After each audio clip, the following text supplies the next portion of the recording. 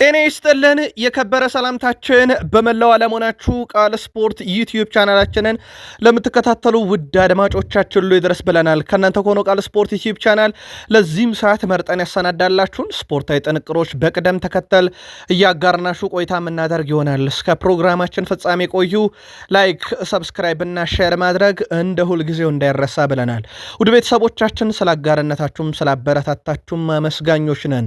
በመረጃ ሰዓታችን ለእናንተ ውድ አድማጮቻችን እንደ ሁልጊዜው መረጃዎችን ስናነሳ አህጉራችን አፍሪካ በአንድ ጉዳይ ስቅዝ አድርጎ ይዟታልና በርካቶች አቤቱታ ያሰሙበትን ጉዳይ ሌጀንዶች ከአውሮፓም ተቀላቅለውታል። የዩናይትዱ ዋይኒ ማርክ ሩኒ የሚለው ነገር አለ። ተጨማሪ መረጃ ይዘንበታል። በአውሮፓ የመረጃ ሰዓታችን ሻምፒዮንስ ሊግ ብሎ ክርስቲያኖ ሮናልዶ፣ ሻምፒዮንስ ሊግ ብሎ ማድሪድ አለና ተጨማሪ መረጃዎችን በወቅታዊ ሁኔታ እናነሳለን። በባርሴሎና የመረጃ ሰዓታችን ዕለታዊ የቡድን ዜናዎችን ይዘናል። በአውሮፓ ዙሪያ ከዋክብቶችና ታላላቅ ክለቦችን እንደ ሁልጊዜው የመረጃ ሰዓታችን አካል አድርገናችኋል። አብራችሁን ቆዩ። ውድ ቤተሰቦቻችን በተወዳጁ የእንግሊዝ ፕሪሚየር ሊግ የመረጃ ሰዓታችን በርከት ያሉ ዕለታዊ ጥንቅሮችን ለእናንተ ውድ አድማጮቻችን ይዘናል። በታላላቆቹ ክለቦች በማንቸስተር ሲቲ በኩል ለየት ያሉ አጫጭር ስፖርታዊ ጥንቅሮችን አንስተን ከዝውውር ጋር በተያዘና ጋርዲዮላን በአንድ መድረክ ላይ ካስጨነቀው ክለብ ይልቅ እኔን ያስጨነቀኝ አንድ ሰው ነው እያሉ ነው። ልዩ ጥንቅር ይዘናል። ለሲቲ ደጋፊዎች እናጋራቸዋለን። በቼልሲ የመረጃ ሰዓታችን ሁለት ፈተናዎች ከቼልሲ ፊት አሉ።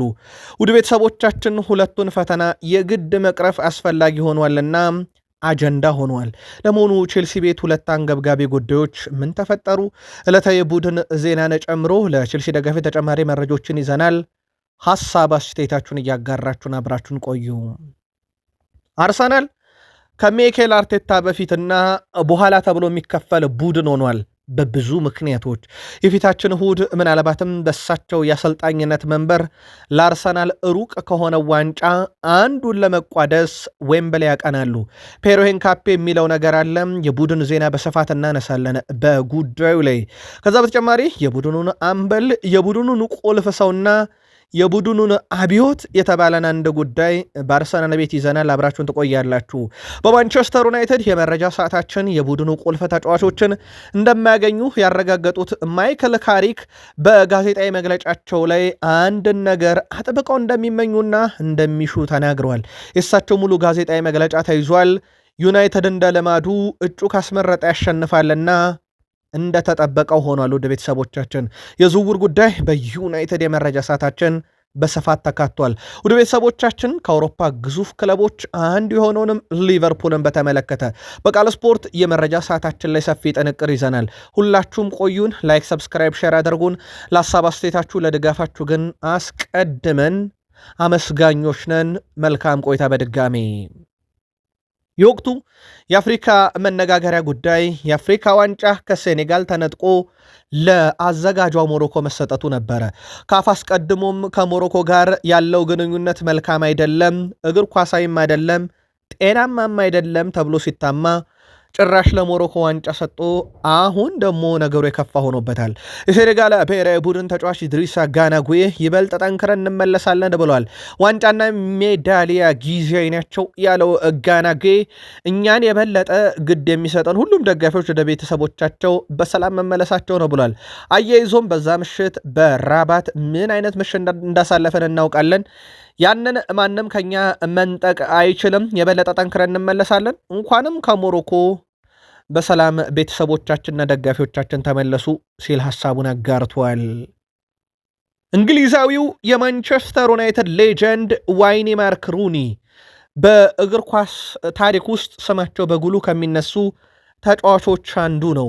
የቀድሞ የማንቸስተር ዩናይትድ ተጫዋች ዋይኒ ማርክ ሩኒ የካፍ ውሳኔ ልክ እንደ እብደት ሲል ተደምጧል። ዋይኒ ማርክ ሩኒ ሲናገርም ይህ እብደት ነው፣ እኔ የሞሮኮ ተጫዋች ብሆን እንኳን በዚህ ፈጽሞ ልደሰት አልችልም ብለዋል። ሴኔጋል ፍትሐዊ በሆነ መንገድ አሳምን አሸንፋችኋለች፣ ዋንጫው የሚገባት ሀገርም ስለሆነች ዋንጫውን ወስዳለች ያለው ዋይኒ ማርክ ሩኒ ካፍ ቁጭ ብሎና ተረጋግቶ ውሳኔውን ቢያጤንበት ብሏል። የቀድሞ የሊቨርፑል ተጫዋች ጄሚ ካራገርም በጉዳዩ ላይ ሐሳቡን ሲሰጥ ይህ የአምባገነኖች ውሳኔ ማለቱ ይታወቃል። የቀድሞ የማንቸስተር ዩናይትድ ፓትሪስ ኤቭራም ጉዳዩን ከዚሁ ጋር አያይዞ እንዳነሳው ቀደም ባለው መረጃችን አድርሰናችሁ ነበረ። የአፍሪካን ስፖርት ክብር ለመመለስ ቆራጥነን ብሏል የሴኔጋል መንግስት። ካፍ ይግባኝ ሰሚ ኮሚቴ ውሳኔን ተከትሎ የሴኔጋል መንግስት ይፋ መግለጫን አውጥቷል። የሴኔጋል ሀገረ መንግስት በመግለጫው የካፍ ይግባኝ ሰሚ ኮሚቴ ውሳኔ ፈጽሞ እንደማይቀበል አስታውቋል። ውሳኔው ኢፍትሐዊና ከስፖርት ስነ ምግባር ያፈነገጠ ስትል የገለጸችው ሴኔጋል በገለልተኛ ዓለም አቀፍ አካል አስቸኳይ የሙስና ምርመራ ይደረግ ብለዋል። የሀገሪቱ መንግስት አክሎም ሴኔጋል የቡድኗን መብት ለማስጠበቅና የአፍሪካን ስፖርት ክብር ለመመለስ በቆራጥነት ትሰራለች ብሏል።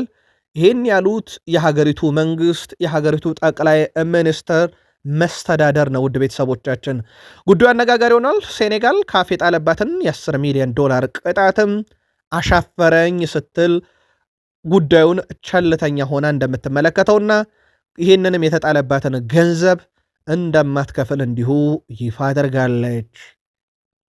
ውድ ቤተሰቦቻችን አነጋጋሪነቱ የቀጠለው የአፍሪካ ዋንጫ ጉዳይን በተመለከተ የግል መልከታችሁን በዩቲዩብ ገጻችን በቃል ስፖርት ዩቲዩብ ቻናል የሀሳብ መስጫ ሳጥናችን የእናንተን መልከታ ጻፉልን።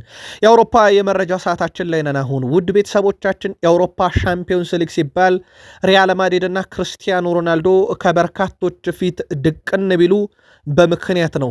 ሁለቱም በመድረኩ የነገሱበት መንገድ እጅግ በጣም አስገራሚ ነው። በተለይም ሪያል ማድሪድ ዋንጫውን በብዛት በማንሳት ክርስቲያኖ ሮናልዶ ዋንጮቹ ይገኙ ዘንድ በርከት ያሉ ግቦችን በማስቆጠር በክለቡ አብዛኛውን ሪካርድም ይዞታል። ውድ ቤተሰቦቻችን በአውሮፓ ሻምፒዮንስ ሊግ በጥሎ ማለፍ ጨዋታ የሮናልዶን ያክል ግብ አስተዋጽኦ ያለው የለም። 82 ሜሲ በ61 ይከተለዋል።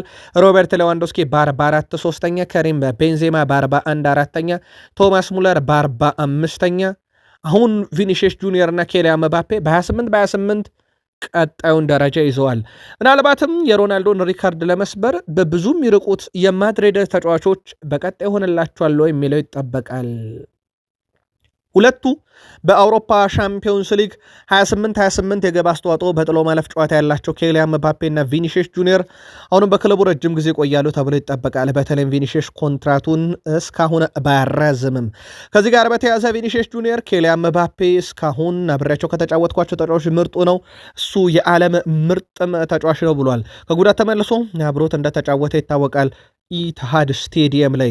ከዚህ ጋር በተያያዘ አልቫሮ አርቤሎ ደግሞ አሰልጣኙ ቲቦት ኮርቷ የምድራችን ምርጡ ግብ ጠባቂ ነው በታሪክ ነው ያለው። እንደውም በታሪክ ምርጡ ግብ ጠባቂ እሱ ነው ሲል ተደምጧል። አሞካሽቶታል። በነገራችን ለውድ ቤተሰቦቻችን በቀጣይ በአውሮፓ ሻምፒዮንስ ሊግ የሩብ ፍጻሜ መርሃ ግብሩን የሚያደርገው ሪያል ማድሪድ እንደ ኬሊያን ምባፔ፣ ቪኒሺየስ ጁኒየር፣ ቹዋሚኒ፣ ዲያን ዊሰን፣ ካሬርስ እና ቤሊንጋም የቢጫ ካርድ ክምችት አለባቸው። ያም ማለት የመጀመሪያ ዙር ጨዋታ ቢጫ ካርድ ካዩ ሁለተኛ ዙር ጨዋታ የሚያመልጣቸው ናቸው። ጉዳትም የካርድ ክምችትም ስጋት የሆነበት ማድሪድ ሲቲን አልፎ ሩብ ፍጻሜ ላይ ግን ደርሷል።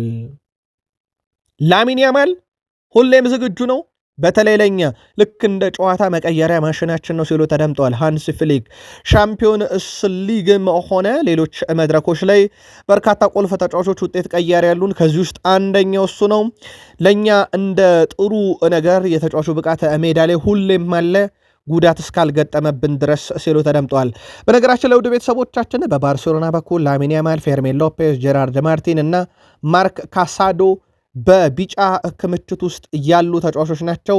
እናም እነኚህ ተጫዋቾች የቢጫ ካርድ ጥንቃቄ የሚያስፈልጋቸውም ሰዓት ላይ ናቸው። አሽራፍ ሐኪሚ 2 አሲስቶችን በቼልሲው ጨዋታ በስታምፎርድ ብሪጅ አበርክቷል። 6 አሲስቶች በአውሮፓ ሻምፒዮንስ ሊግ አሉት። በነገራችን ላይ በሉዊስ ኤንሪኬ አሰልጣኝነት ዘመን ትልቁ የአሲስት መጠን ነው። ፓሪሰን ዠርሜንንም ቼልሲን በሰፊ ግብ ልዩነት ረትቶ ወደዛ ወደ ሩብ ፍጻሜ እንዲያቀና ሲያደርግ የዚህ ተጫዋች ሚና በብዙ የሚገለጥ ትልቅ የሚባል ነው። ውድ ቤተሰቦቻችን የፓሪሰን ዠርሜን መረጃችን ላይ አንድ ነገር እንጨምርላችሁ። ሉዊስ ኤንሪኬ በርካቶች ቼልሲን በዚህ አይነት መንገድ ያሸነፉት የክለቦች ዓለም ዋንጫን ስለተነጠቁ ያንን ለማወራረድ ነው ይላሉ። ፈጽሞ ነገሩ ያ አይደለም። የትኛውም ቡድን ቢሆን የምሽቱን ጨዋታ ለማሸነፍ ነው ወደ ሜዳ የገባው። እኛም በዛ መሰረት ጨዋታው እንደላደረግን እንጂ ያኔ በክለቦች ዓለም ዋንጫ የተሸነፍነውን ሂሳብ ለማወራረድ ስንል የተመዘገበ ግን ውጤት አይደለም ሲሉ ተደምጠዋል። ቃል ስፖርት ዩቲዩብ ቻናላችን ላይ ትገኛላችሁ። የሰዓቱን አጫጭር ስፖርታዊ ጥንቅር እያጋራናችሁ እንገኛለን። ከተወዳጁ የእንግሊዝ ፕሪሚየር ሊግ ብቻ ወዳገኘናቸው የዕለቱ ጥንቅሮቻችን እንሻገር። ከፕሪሚየር ሊግ የመረጃ ሰዓታችን ጋር አብራችሁን ቆዩ። የካራባኦ ካፕ የፍጻሜ ጨዋታ የፊታችን እሁድ ይደረጋል። አንደኛው ተፋላሚ ክለብ ማንቸስተር ሲቲ ነው። የካራባኦ ካፕ ዋንጫን በተከታታይ 4 ዓመት በማንሳት በክብር ደረጃ ከሊቨርፑል ይህንን ታሪክ 2021 ላይ እንደተጋራው ይታወቃል። 2018፣ 2019፣ 2020 እና 2021 ላይ ሲቲ በመድረኩ ሲነግስ ከሊቨርፑል በኋላ በ4 ተከታታይ ዓመት በዚህ አይነት መድረክ የነገሰ ክለብ ነው። ሊቨርፑል ይህንን ያደረገው 1981፣ 1982፣ 1983 እና 84 ከብዙ ዓመታት በፊት ነበረ። የጋርዲዮላው ቡድን ግን በዚህ ዘመን በ21ኛው ክፍለ ዘመን ጠንቅቅ አደርገውታል ይህንን ዋንጫና ብዙ ተመላልሰውም ካነሱት ዋንጫ ይጠቀሳል። በዚህ መድረክ ሌላ ንግስና እሁድ ይጠብቃቸዋል። ግን ከፊታቸው ያለው የሰሜን ለንደኑ የፕሪሚየር ሊጉ መሪ የአውሮፓ ሻምፒዮንስ ሊግ ያለ ሽንፈት ተጓዡ አርሰናል እንደሆነ ይታወቃል።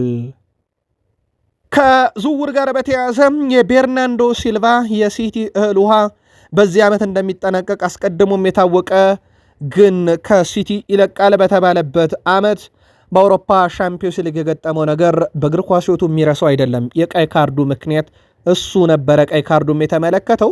ዩቬንቱሶች ታዲያ በነፃ ክለቡን ይለቃል የተባለውን ተጫዋች የግላቸው የማድረግ ፍላጎት አላቸው። ናፖሊ አምና ኬቨን ደብሮይናን ወስዷል። አሁን ደግሞ ሌላኛው የጣሊያን ክለብ ዩቬንቱስ ቤርናንዶ ሲልቫን ከሲቲ የመውሰድ ፍላጎት አለው እየተባለ ይገኛል። ምናልባትም በሲቲ በኩል ተጫዋቹን ኮንትራት የማራዘም ፍላጎት ስለሌላቸው የተጫዋቹ ውሳኔ በቀጣይነት በትልቁ ይጠበቃል። አዲስ ነገር ካለ ግን በጉዳዩ ላይ ተከታትለን ለሲቲ ደጋፊዎች እንዲሁም የምናጋራቸው ይሆናል። የማንቸስተር ሲቲው የፊት መስመር ተጫዋች ኤርሊንግ ብሮት ሃላንድ በማንቸስተር ሲቲ እግር ኳስ ታሪክ ውስጥ 4ኛው ከፍተኛ ግብ አስቆጣሪ ሆኗል። ሃላንድ አሁን ላይ ኮሊን ቤሊን በመብለጥ የማንቸስተር ሲቲ የምንጊዜም 4ኛው ከፍተኛ ግብ አስቆጣሪ የሆነው 154 ግቦችን በማስቆጠር ነው። እነኚህን ግቦች ለማስቆጠር 188 ጨዋታዎች ያስፈልገውት ነበረ። ኤርሊንግ ብሮት ሃላንድ ከላይ ያለው ኩን አጌሮ ላይ ደርሶ ወይንስ ከዛ በፊት ሲቲን ይለቃል የሚለው ግን አነጋጋሪ ጉዳይ ነው። ምክንያቱም ስሙ በስፋት ከስፔን ክለቦች ጋር እየተያዘ እንደሆነ ይታወቃል። ከሰሞኑም ወኪሉ ምላሽ እንደሰጠበት ይታወቃል። ከሲቲ ጋር በተያዘ በተለይም የሲቲ ጉዞ 2022-23 ላይ የአውሮፓ ሻምፒዮንስ ሊግ ዋንጫን ካነሱበት ውጪ ባለፉት 5 ዓመታት 4 ሪያል ማድሪድ ከመድረኩ ከአውሮፓ ሻምፒዮንስ ሊግ ቀንሶታል። ሲቲን እንዳልኳችሁ 2022-23 ላይ ሪያል ማድሪድ ሲቲን አልቀነሰውም ነበረና ሲቲ የአውሮፓ ሻምፒዮንስ ሊግ ባለቤት ሆኖ ነበረ። ባለፉት 3 ዓመታት 3ኛ ጊዜ ነው። ፔፕ ጋርዲዮላ ግን ይላሉ ሰዎች ለኔ ሪያል ማድሪድ ፈተና ነው ይላሉ። የኔ ትልቁ ፈተና ሊቨርፑል። የትኛው ሊቨርፑል ካላችሁኝ ደግሞ የርገን ክሎፕ የመሩት ሊቨርፑል እንጂ ማድሪድ ለኔ ፈተና አይደለም ሲሉ ተደምጧል። እሳቸው የባርሴሎና አሰልጣኝ ሆነው የሪያል ማድሪድ ተቃራኒ ሆነው እንደከረሙ የሚዘነጋ ነገር አይደለም። ቼልሲ ወቅታዊ ውጤቱ ጥሩ አይደለም። ውድ ቤተሰቦቻችን በጣም አንገብጋቢ ከሆኑ ጉዳዮቹ ስላብነት ያክል ከውጤቱ በተጨማሪ በኒካስል ዩናይትድ 1-0 በተሸነፉበት፣ በፓሪስ ሰን ዠርሜን 3-0 በተሸነፉበት ጨዋታ 40 ሙከራ ሞክረዋል። ከ40 ሙከራ ውድ ቤተሰቦቻችን 1 ጎል እንኳን ቼልሲ አላገኘም። ግብ የማስቆጠር ንጻሬው ራሱ ጥራቱ በጣም ዝቅ ያለ ነው። ከ40 ሙከራ ግብ ሊሆን የሚችሉት 2.7 ብቻ ናቸው። ውድ ቤተሰቦቻችን የግቡ ሙከራ ጥራት በራሱ በጣም ዝቅ ያለ ሆኗል። ቼልሲ በሁለት ጨዋታ 40 በላይ ሙከራ ሞክሮ ምንም ጎል ያላስቆጠረው ከዚህ በፊት ጃንዋሪ 2011 በፈረንጆች አቆጣጠር ነበረ። ከረጅም ዓመት በኋላ ኦልሞስት ወደ 15 ዓመት በኋላ ለመጀመሪያ ጊዜ ነው ቼልሲ እንደዚህ አይነት ነገር የገጠመው። አሁን ላይ ክለቡን ለውጤት ቀውስ ከዳረጉት ነገሮችም አንዱ የግብ መጥፋት ነው ማለት ይቻላል። ሌላኛው ቼልሲ ቤት ከሰሞኑ በጣም አንገብጋቢ ሆኖ የነበረው በፓርክ ደ ፕሪንስ 5-2 በተሸነፉበት ጨዋታው ሳይጀምር አስቀድሞ የክለቡ የጨዋታ አቀራረብ ይፋ ሆነ። ይሄ በወቅቱ በጣም ያናዷቸው ነበረ ሊያም ሮዛኔርን። ተደግሟል ውድ ቤተሰቦቻችን በስታምፎርድ ብሪጅን በነበረው ጨዋታ መረጃው ሾልኮ መውጣቱ ለሁለተኛ ጊዜ ተረጋግጧል። ሜል ስፖርት ይዞት በወጣው መረጃ መሰረት በፓሪስ ሰን ዠርሜን ሁለቱም ጨዋታ የመልበሻ ክፍሉ ሚስጥሮች ቀደመው መውጣታቸው ቼልሲ ቤት ጉዳዩን አንገብጋቢ ያደርጉት ከፍተኛ የተባለ ምርመራ ተጀምሯል። ይሄን ያደረገው አካል ይቀጣል፣ ተጫዋችም ይሁን በአመራር ቦታ ያለ ተብሏል። ጉዳዩ በአንድ ወቅት ዩናይትድን ቤት ጭንቅ የፈጠረ ነገር እንደነበር ይታወቃል። ሚኬል አርቴታ ለአርሰናል አሰልጣኝ ሆኖ ከመጡ በኋላና በፊት ተብለው የሚሰሩ መረጃዎች አሁን ጠንከር ብለዋል። ሚኬል አርቴታ በፊት ባለፉት 14 ዓመታት አንድም ጊዜ ሩብ ፍጻሜ ያልደረሰው አርሰናል እነሆ በመጨረሾቹ 3 ተከታታይ ውድድር ዓመታት ሩብ ፍጻሜ ደርሷል። በዚህኛውም ዓመት ተደምሮ ማለት ነው። ይህ ከሚኬል አርቴታ ዘመን በኋላ ተብሎ የሚነገር አንደኛው የአርሰናል ገድል ሆኗል። ቡድኑ ውድ ቤተሰቦቻችን ለ4 ዋንጫ ሲፋለም 7 ጨዋታ በፕሪሚየር ሊጉ ከዋንጫው ፊቱ የቀሩ ናቸው። 5 ጨዋታ ለአውሮፓ ሻምፒዮንስ ሊግ ዋንጫ የቀሩት ናቸው። 3 ጨዋታ በኤፍኤ ካፕ ዋንጫ የቀሩት ናቸው። 1 ጨዋታ በካራባው ካፕ የቀሩት ናቸው። ውድ ቤተሰቦቻችን አርሰናል በሁሉም መድረክ ለዋንጫው በጣም የቀረበበት የቀሩትም ጨዋታ በጣም ጥቂት የሚባሉ ናቸው። ሌላ ከአርቴታ በፊትና በኋላ ሊያስብሉ የሚችሉ ትልልቅ ድሎች ከአርሰናል ፊት አሉ። አርሰናል ከሲቲ የካራቦ ካፕ የፍጻሜ ጨዋታ የፊታችን እሁድ ይደረጋል። ካሁኑ የበርካቶችን ቀለብ የሳበው ጨዋታ ሆኗል። ካራቦ ካፕ ሚዛን የሚደፋ ዋንጫ ተደርጎ በእንግሊዝ ባይቆጠርም ሁለቱ ክለቦች በፕሪሚየር ሊግ ይሄንን ዋንጫ ማንሳት ለፕሪሚየር ሊግ ዋንጫ እንደ መንደርደሪያ በራስ እንደመተማመኛና ቀጣዩ ጉዞ ላይ ስንቅ የሚሆን አድርገውታል። ማንቸስተር ሲቲ 8 ጊዜ በዚህ መድረክ ሲነግስ አርሰናል 2 ነግሷል። ሲቲ ለ9ኛ ጊዜ አርሰናል ለ3ኛ ጊዜ ለመንገስ የሚያደርጉት ፍልሚያ ነው። ፔሮ ኤንካፔ እንደተናገረው ከሆነ አርሰናል የእሁዱን ጨዋታ በዌምብሌ ድል ለማድረግ ሁሉንም ዝግጅት አጠናቋል። ትኩረታችን በሙሉ ጨዋታው ላይ ነው ሲል ተደምጧል። ዝግጅታችን ከአውሮፓ ሻምፒዮንስ ሊግ ጨዋታው መጠናቀቅ ጀምሮ ነው፣ በአካልም በስነልቦናም እየተዘጋጀንበት ነው ሲል ተደምጧል። አርሰናል በሚኬል አርቴታ ስር በ2023 ወደ ሻምፒዮንስ ሊግ ከተመለሰም በኋላ ምርጥ ብቃቱን እያሳየ ይገኛል። ይሄ ሩብ ፍጻሜን በተከታታይ መድረስ ብቻ አይደለም። ጨዋታዎቹን ብናይ 17 ጨዋታዎችን አድርገው 14 ድል አላቸው። ኤሚሬትስ ላይ 2-1 ሽንፈት ነው። 43 ግብ ተቃራኒ መረብ ላይ ያሳረፈው 8 ብቻ ነው የተቆጠረባቸው። 12 ክሊንሺት ያለው በጣም ጠንካራ ቡድን ገንብተዋል። ይህ ቡድን በተከታታይ 3 ዓመታት የአውሮፓ ሻምፒዮንስ ሊግ ሲገባ ብዙ ጥራቶች ሊነገሩ ይችላሉ።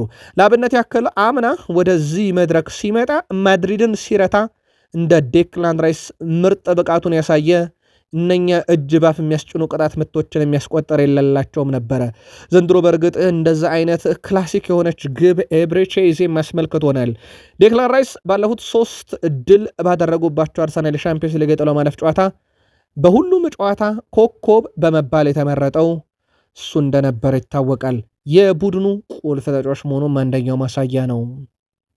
በዚህ ወር መጨረሻ ከዓለም ዋንጫ በፊት ለሚደረገው የወዳጅነት ጨዋታ የአርሰናሉ የአማካኝ ስፍራ ተጫዋች ምናልባትም ላይ ጠራ ይችላል እየተባለ ነው። ኦዴጋርድ በብሔራዊ ቡድኑ ጉዳት ላይ ነው ያለው። ተጫዋቹ በካራባው ካፕ ይመለሳል ተብሎ ነው እየተጠበቀ የሚገኘው።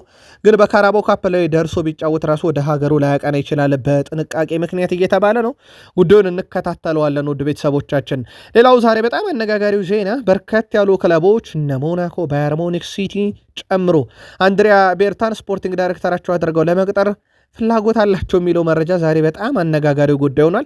መረጃውን ለማጣራት ጥረት እያደረግን ነው። ተከታተል ለእናንተ ውድ አድማጮቻችን በተከታታይ የመረጃ ሰዓታችን እናነሳለን። በተለይም እሳቸው ወደ አርሰናል ከመጡ በኋላ ያመጡት አብዮት በበርካታ ሀያላንና ትልልቅ ክለቦች አይን ውስጥ እንዲወድቁ አድርጓቸዋል ተብሏል። እሳቸው ግን በዚህ ሰዓት አርሰናል ለቀው ሌሎች ክለቦችን ይመለከታሉ ተብሎ አይጠበቅም። አርሰናል በዘንድሮ ጉዞ ላይ አምና እንቅፋት የሆኑትን አብዛኞቹን ቀርፏል። የስኳድ ዴብዙን አስፍቷል። ከዋክብቶችን በየሜዳ ክፍሉ አስፈርሞ ከዛ በዘለለ ሜዳ ውስጥ ያለው የስነ ምግባር መሻሻል በትልቁ ይጠቀሳል። አምና 6 ቀይ ካርድ ሰለባ የነበረው ቡድኑ ሉዊስ ስኬሊ 2፣ ሳሊባ፣ ትሮሳርድ፣ ሜሪኖ፣ ራይስ አንዳንድ ጊዜ የቀይ ካርድ ሰለባ ሆነው ቡድኑ እንዴት ተፈትኖ እንዴት ተቸግሮ እንዳለፈ ይታወቃል። አምና ዘንድሮ አንድም ቀይ ካርድ አርሰናል ሳይ 49 ጨዋታን ደርሷል። ይሄ በአርሰናል በኩል አንደኛው በብዙ የተሻሻሉበትና በዋንጫ ጉዟቸው ላይ ያገዛቸው ናቸው። አርሰናል በነገራችን ላይ በቀጣይ ካራባው ካፕ ጨዋታ ቀጥሎ የሚጠብቁት የፕሪሚየር ሊግ እና የአውሮፓ ሻምፒዮንስ ሊግ ሩብ ፍጻሜ ጨዋታ አለ። የአውሮፓ ሻምፒዮንስ ሊግ የመጀመሪያ ዙር ጨዋታ ስፖርቲንግ ሊዝበን ከአርሰናል በስፖርቲንግ ሜዳ ነው የሚደረገው። በፈረንጆች አቆጣጠር ኤፕሪል 7 ይደረጋል። ከቀጣይ ከኢንተርናሽናል ብሬክ በኋላ ማለት ነው። ሁለተኛው ዙር ኤፕሪል 14 ኤምሬትስ ላይ የሚደረግ ይሆናል። ኦልሞስት 19 ቀን አካባቢ ይቀረዋል። ማንቸስተር ዩናይትድ የፊታችን አርብ ጨዋታ ያደርጋል ከበርንማውዝ ጋር። በበርንማውዝ ጨዋታ ላይ ማንቸስተር ዩናይትድ የወሳኝ ቁልፍ ተጫዋቾችን ግልጋሎት እንደማያገኝ አሰልጣኝ ማይክል ካሪክ አረጋግጧል። ሌሳንድሮ ማርቲኔዝ፣ ማቲያስ ዴላይት እና ፓትሪክ ዶርጉ ከጨዋታ ውጭ መሆናቸውን አሰልጣኝ ማይክል ካሪክ አረጋግጠዋል። ናስር መዝራዊ በበኩሉ በህመም የዛሬው ልምምድ አመልጦታል፣ ለጨዋታ የመድረሱ ነገር አጠራጣሪ ብለውታል። ሌሳንድሮ ማርቲኔዝ በሊድስ ዩናይትድ ጨዋታ ወደ ሜዳ ሊመለሱ እንደሚችል አሰልጣኙ አያይዘው ጠቁሟል። በእርግጥ ይህን መረጃ ቀደም ባለው መረጃችንም እነኚህ ተጫዋቾች ልምምድ ላይ አላየናቸውም ብለናችሁ ነበረ። ማይክል ካሪክ ደግሞ ያለመታየታቸው ምክንያት ጉዳት ነውና በዚህ ሳምንት አርብ ቪታሊቲ ላይ በምናደርገው ጨዋታ አይገኙም ሲሉ ተደምጠዋል። የእንግሊዝ ፕሪሚየር ሊግ 30ኛ ሳምንት ጨዋታ የሳምንቱ ምርጥ ተጫዋች ይፋ ተደርጓል። ውድ ቤተሰቦቻችን በእንግሊዝ ፕሪሚየር ሊግ የሳምንት ምርጥ እጩ ባስመረጡበት ሁሉ ዩናይትዶች ድል ያደርጋሉና አሁን ድል የነሳው ተጫዋቻቸው ደግሞ ብሩኖ ፈርናንዴዝ ሆኗል። ፈርናንዴዝ ማንቸስተር ዩናይትድ አስቶን ቪላን ባሸነፈበት ጨዋታ 2 ለገቢ የሆኑ ኳሶችን አመቻችቶ በመቀበል ቡድኑ ድል እንዲያደርግ ረድቷል። ብሩኖ ፈርናንዴዝ በዚህ ውድድር ዓመት ለ5ኛ ጊዜ የሊጉ የሳምንቱ ምርጥ ተጫዋች በመባል ተመርጧል። በዘንድሮ የውድድር ዓመት ፈርናንዴዝ ከየትኛውም ተጫዋች በ3 በመብለጥ ብዙ ጊዜ ያሸነፈው ተጫዋች ብሩኖ ሚጌል ፈርናንዴዝ ሆኗል። በማንቸስተር ዩናይትድ ቤት የዚህ ተጫዋች ሚና እንደ ክለብ ብቻ የሚነገር ሳይሆን እንደ ሊግም እንደ አውሮፓ 5ቱ ታላላቅ ሊግም የሚባል ሆኗልና ብሩኖ አሁንም ኮከብነቱን በ30ኛ ሳምንት በነበረም ጨዋታ ላይ አስመስክሯል። ፈርናንዴዝ የዓመቱ ምርጥ ሽልማት እንዲያሸንፍ እፈልጋለሁም ብሏል አሰልጣኝ ማይክል ካሪክ። ብሩኖ ፈርናንዴዝ የዓመቱ ምርጥ ተጫዋች ሽልማት እንደሚገባውም የማንቸስተር ዩናይትድ አሰልጣኝ ማይክል ካሪክ ተናግረዋል። ብሩኖ ፈርናንዴዝ አስደናቂ ውድድር ዓመት እያሳለፈ ነው ያሉት ማይክል ካሪክ እሱ ከዓመቱ ምርጥ ተጫዋቾች አንዱ ሲሉት ተደምጠዋል። ፈርናንዴዝ በቀጣይ ሽልማቱን ሲያሸንፍ መመልከት እፈልጋለሁ ያሉት አሰልጣኙ ፈርናንዴዝ በዓመቱ ከየትኛውም ተጫዋች በላይ በ5 ጨዋታ የሳምንቱ ምርጥ ተጫዋች ተብሎ መመረጡን ጠቅሰዋል። እንዲሁም ለ16 ግቦች ምክንያት የሆነው ሰው የዓመቱ ምርጥ መሆን አለበት እያሉ ይገኛሉ ማይክል ካሪክ። ከሰሞኑ ሌጀንዶችም ዩናይትድ ያጠናቀቀበት ደረጃ ሳይታይ የዓመቱ ምርጥን ለብሩኖ ማለታቸው ይታወቃል። ብሩኖ ፈርናንዴዝ በማንቸስተር ዩናይትድ ጃንዋሪ 2020 ከተቀላቀለ ጊዜ ጀምሮ 222 ጨዋታን ያደረገ 69 ግብ 67 አሲስቶችን በፕሪሚየር ሊግ ያበረከተ ነው። ይሄ በፕሪሚየር ሊግ ብቻ ነው። የፕሪሚየር ሊግ ዋንጫን ሳያነሳ ከዩናይትድ መውጣት የለበትም እና መቆየት አለበት የሚሉ አሉ። በዩናይትድ የ28ም ፕሮጀክት አካል መሆን አለበት እያሉ ነው በርካቶችም። ብሩኖ ፈርናንዴዝ ይሄንን ድል ያደረገው በነገራችን ላይ በፕሪሚየር ሊግ በዚህ ውድድር ዓመት ከተሰጡ ድምፆች ውስጥ እጅግ በጣም ከፍተኛውን የሆነ ድምፅ ማግኘቱን ነው ፕሪሚየር ሊግ ኦፊሻል ያደረገው። ብሩኖ ፈርናንዴዝ ሳምንቱ ምርጥ ተጫዋች ተብሎ ሲመረጥ ለ5ኛ ጊዜ በሆነበት ሂደት ማለት ነው። ማንቸስተር ዩናይትድ ብሩኖ ፈርናንዴዝን በሚቀጥለው ውድድር ዘመን ከክለቡ ጋር ለማቆየት ሁሉንም አማራጮች ይጠቀማሉ ያለው የዴይሊ ሜሉ ጸሐፊ ክሪስ ዋይለር፣ ማንቸስተር ዩናይትድ እሱን ለማቆየት ግን አማራጮቹ አንድም ሻምፒዮንስ ሊግ፣ ሁለትም ቀጣይ ወደ ክለቡ የሚያመጧቸው ተጫዋቾችና የክለቡ እቅድ ፕሮጀክት ይወሰናል። ዩናይትድ ግን ተጫዋቹን የመልቀቅ ምንም አይነት ፍላጎት እንደሌለው አያይዞ ገልጿል። ዩናይትድ ቤት ወቅታዊ የዝውውር ጉዳዮች በስፋት የተነሷሉ። የካሪክን ጋዜጣዊ መግለጫ የተወሰኑን እናንሳና ወደ ዝውውር እንመለሳለን። ማይክል ካሪክ በዛሬው ጋዜጣዊ መግለጫቸው ላይ በርካታ ነጥቦችን አንስተዋል። ለአሁኑና ለክረምት ምርጫ ውስጥ ሲካተቱ ማየት እፈልጋለሁ ብለዋል። ሃሪ ማጓየር፣ ኮቢ ማይኖ እና ሉክሾን በእንግሊዝ ብሔራዊ ቡድን እሳቸውም እንግሊዝ ብሔራዊ ቡድን ተጫውተዋል። በሚጫወቱበት መንገድ በእጩነት ውስጥ ራሳቸውን አስገብተዋል ያሉት ማይክል ካሪክ እናም ለራሳቸው ትልቅ ዕድል ሰጥተዋል ብዬ አስባለሁ። ኮቢ ሜኖ፣ ሃሪ ማጓየርም ሉክሾም ለእንግሊዝ ይገባሉ ብለዋል። ማይክል ካሪክ ከሜዳ ውጭ ያለውን ብቃት ማስተካከል ለሻምፒዮንስ ሊግ ለማለፍ ወሳኝ ነውም ብለዋል። ይህ የብቃትና የውጤት ጉዳይ ነው። በሜዳም ሆነ ከሜዳ ውጭ ለውጥ አያመጣም። ዋናው ነገር ለቀጣዩ ጨዋታ ራሳችንን ማዘጋጀት ነው። በሜዳችንም ተጫወትን ከሜዳችን ውጭ ብለዋል። ነገሮችን አስተካክለን ወደ ሜዳ እንገባለን። ሁልጊዜም በዚህ መልኩ ነው ነገሮችን የምመለከተው። ቀጣዩ ጨዋታ ላይ የተሻለ መሆን አለብን በሚል ብለዋል። በአንድ ጊዜ አንድ ጨዋታ ላይ ነው የምናተኩረው። አሁን ትኩረታችን ቪታሊቲ በርንማውዝ ላይ ነው ብለዋል። ዩናይትድ ቀድሞ መጫወቱ ከብዙ ጫና ይጠብቋል፣ በተለይም ድል የሚያደርግ ከሆነ። ዩናይትድ በዝውውር ጉዳይ ላይ ከሚቀንሳቸው ተጫዋቾች ውስጥ አንደኛው አንድሬ ኦናና ይጠበቃል። 22 ሚሊዮን ፓውንድ ለጥፎ ገዢ እየተጠባበቀ ነው ተብሏል። በሳውዲ አረቢያም በቱርክም ምናልባት ተጫዋቹ ቀጣይ መዳረሻ ይሆናል እንጂ አውሮፓ በጣም አጠራጣሪ ነው እየተባለ ነው። ዛሬ ማንቸስተር ዩናይትዶች የቅርብ ሰዎቹን ያነጋገሩት የብራይተን ኤንድ ሆቭ አልቢዮኑን አማካይ ካርሎስ ባሌባን ነው። የቅርብ ሰዎቹን አነጋግረዋል። ኦፊሻል የሆነ ንግግር አይደለም። በተጫዋቹ ወቅታዊ ሁኔታ ላይ መረጃዎችን አሰባስበዋል። ምንም እንኳን የተጫዋቹ ወቅታዊ አቋም ጥሩ ባይሆንም ማንቸስተር ዩናይትዶች ግን ቀጣይ የሚያስፈርሙትን ተጫዋች በርካቶችን በቅርብ ሰዎቻቸው በኩል እያነጋገሩ ነውና ዛሬ ተረኛው የብራይተን ኤንድ ሆቭ አልቢዮኑ ባሌባ ሆኗል። የዩናይትድ ምርጫ ከባሌባም ከፍ ያለ እነ ወቅታዊ ብቃታቸው ለጥሩ የሆኑት እነ አዳም ዋርተን እነ ኤሊዮት አንደርሰን እና በተለይም ደግሞ በማንቸስተር ዩናይትድ ዝርዝር ውስጥ እነ ሳንድሮ ቶናሊም በቅርቡ እንደተካተቱ ይታወቃል። ዛሬ ግን የባሌባን ቅርብ ሰው አነጋግረዋል። በማንቸስተር ዩናይትድ የአሰልጣኝነት መንበረ ስልጣን ላይ በቀጣይነት ማን በቋሚነት ይሾማል የሚለው ከዩናይትድ በኩል ግልጥ ያለ መረጃ ባይገኝም ለዩናይትድ ቅርብ የሆኑ ምንጮች ግን በርካታ መረጃዎችን ሲያወጡ ነበረ። ሉዊስ ኤንሪኬ ከሰሞኑ የአውሮፓ ሻምፒዮንስ ሊግ ጨዋታ በፊት ስማቸው ከእንግሊዝ ፕሪሚየር ሊግ ክለቦች ጋር መያያዙ እንዳስገረማቸውና እሳቸው በፓሪስ ሰን ጀርሜን ኮንትራት እንዳላቸው ያንን እንደሚያከብሩና ትኩረታቸው ሙሉ የውድድር ዓመቱ ላይ መሆኑን መናገራቸው ይታወቃል። ታዲያ ከዚህ ጋር በተያያዘ ለዩናይትድ ቅርብ የሆኑ ምንጮች እሳቸው የዩናይትድ አሁንም እጩ ውስጥ እንዳሉና በቀጣይን ክረምት ላይ ከእሳቸው ጋር ድርድር የማድረግ ፍላጎት አለ የሚል መረጃ በስፋት ወጥቷል። የካሪክ ጉዳይ በየትኛውም አይነት መንገድ ቢጠናቀቅ ወይንስ የሆነ መድረክ ይዘው ካጠናቀቁ ወደ ቋሚነት የሚቀየር በሚል ጉዳይ ላይ በዩናይትድ ቤት የተብራራ ነገር እንደሌለም ይታወቃል። የሳውዲ አረቢያው ክለብ አልሂላል የሊቨርፑል ስፖርቲንግ ዳይሬክተር ሪቻርድ ሂውዝን መመልከታቸውን በቃል ስፖርት ዩቲዩብ ቻናል በማለዳው ጥንቅራችን ለሊቨርፑል ደጋፊዎች አጋርተን ነበረ። አልሂላል ሪቻርድ ሂውዝን በስፖርቲንግ ዳይሬክተርነት ለመሾም የመጀመሪያ ኢላማ ማድረጋቸውን ያረጋገጠው ደግሞ ዘ አትሌቲክ ነበረ። ከ2 ዓመት በፊት ነበር እሳቸው የሊቨርፑል መንበረ ስልጣንን የተረከቡት። ቀጣይ እስከ 27 የሚቆይ ውል አላቸው። አልሂላሎች በኩላቸው ሪቻርድ ሂውዝ በሚቀጥለው ክረምት ኃላፊነቱን እንዲረከብ ነው የሚፈልጉት። የሊቨርፑል ምላሽ ታውቋል። ሊቨርፑል ባለቤቶች ሪቻርድ ሂውዝ ክለቡን እንዲለቅ ፈጽሞ አይፈልጉም። ይልቁንም ተጫዋቾቹ ላይ እንግዲህ በቀጣይ ኮንትራት በማስፈረም ሂደት ላይ እና የአዳዲስ ተጫዋቾችን ዝውውር በመፈጸም ሂደት ላይ ስራቸው ላይ እንዲቆዩላቸው ይፈልጋሉ ተብሏል። እንደ ኮናቴ ያለ ተጫዋችን ኮንትራት ማራዘም፣ እንደነ ሳላ ያሉ ተጫዋቾችን ደግሞ በቀጣይነት ተተኪ መፈላለግ የእሳቸው ዋና ስራ ሆኖ ይቀመጣል ተብሏል። ወደ ቤተሰቦቻችን ቃል ስፖርት ዩቲዩብ ቻናል ለዛሬ ዕለተ ሮብ ማለዳ 1 ሰዓት ምሽት 2 ሰዓት የዕለተ ሮብ ጥንቅራችን ይህን ይመስላል። ሐሙስ ማለዳ ተጨማሪ መረጃዎችን ይዘን እንመጣለን። ሰብስክራይብ አድርጋችሁ የደወል ምልክቷን ብቻ መጫን በቂ ነው። አበቃን።